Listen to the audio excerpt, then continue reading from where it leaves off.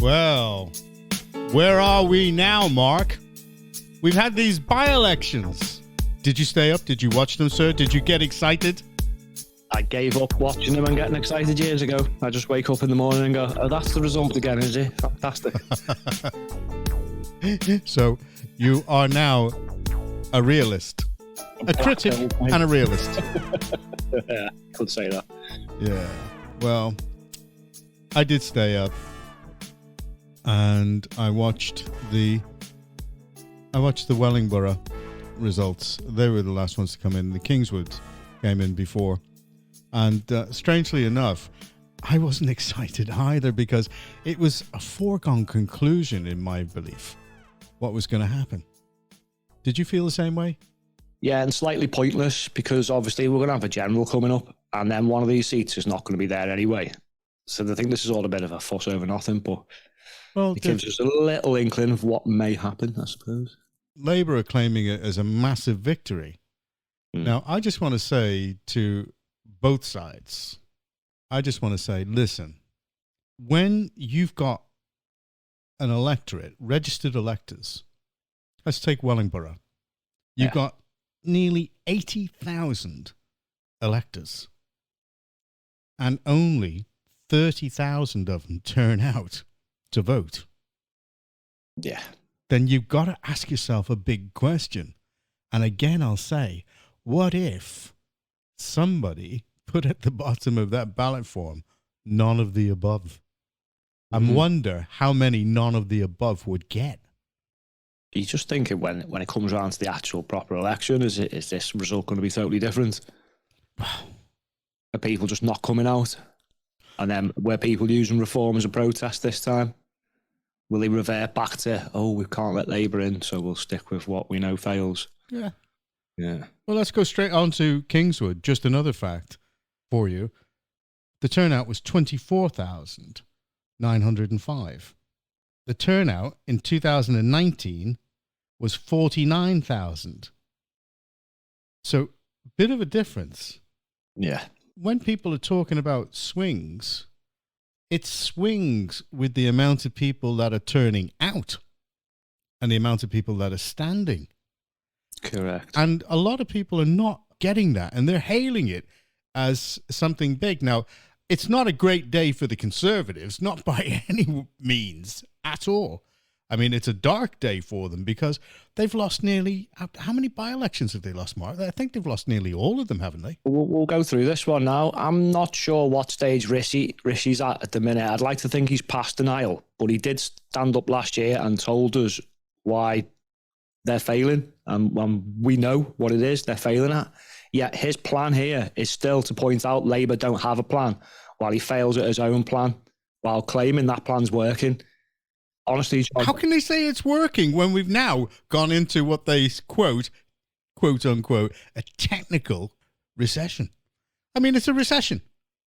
If these people had brain cells, they'd actually be dangerous.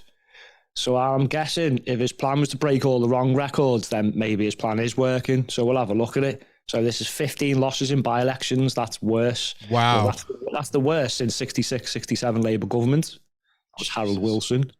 So that's 9 net losses overall, which is still worse than any government since that time, 66, 70. It's unbelievable. And then it was the largest swing in Wellingborough, was the largest swing from Conservative to Labour in a by-election since the Second World War.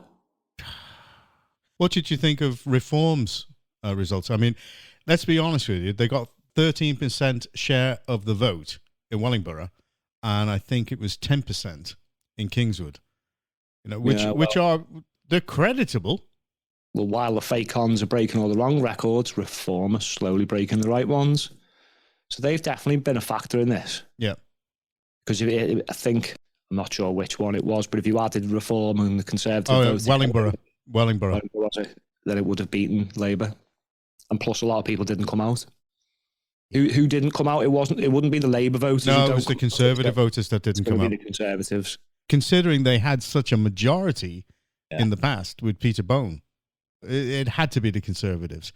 But how many of the voters voted Reform that would have voted Conservative had the situation been different in the economy and the way everything was going? Probably quite a few more.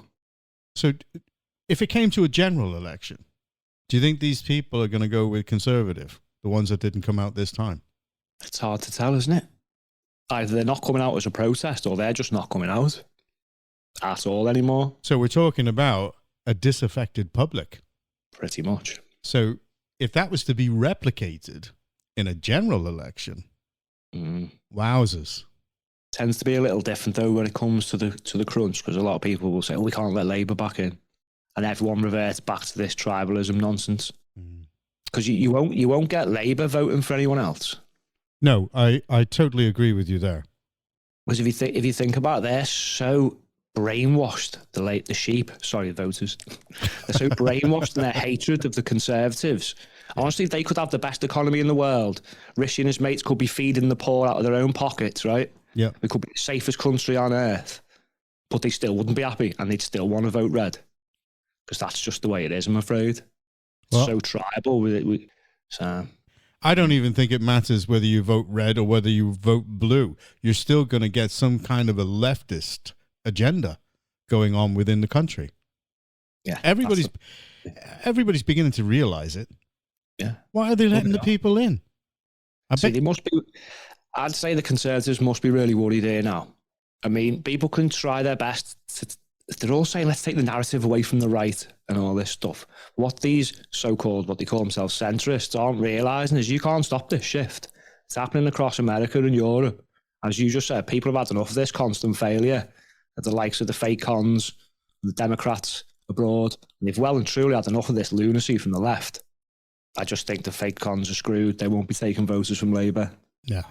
The only people will be Reform. I definitely think that Labour, especially with their percentage leads in the polls, I think Labour are gonna take it. They're liable to be forming the next government. But I think when they do get in, I think they're gonna go, oh crap. Because when they see what they're really faced with and what they've got to do, because the Conservatives have killed it. They really have. The Conservatives, they've done a lot of damage to this country. A lot of damage. And I don't think they give a damn. I don't think they care. This is the problem. We need to get rid of political parties somehow. It's all about the parties all the time. Indeed. Listen to the news. There's not one thing in the news about the voters. Is there? Or making the people happy.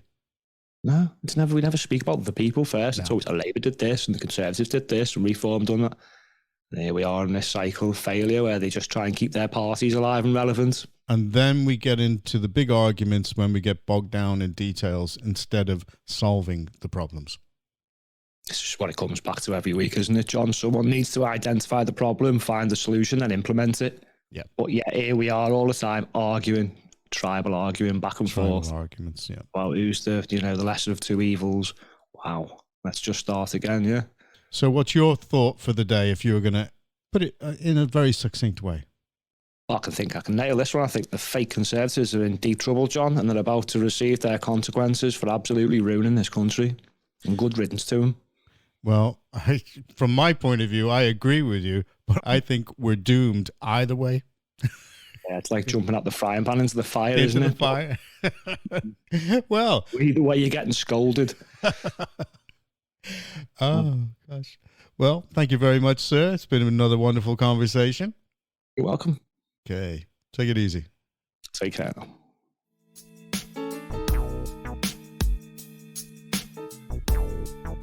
Listen to this smooth fade out, sir. It's smooth. You've got to do a remix of this. Smash it, sir. Smash it. Speed it up and stick a donk on it. That's the one.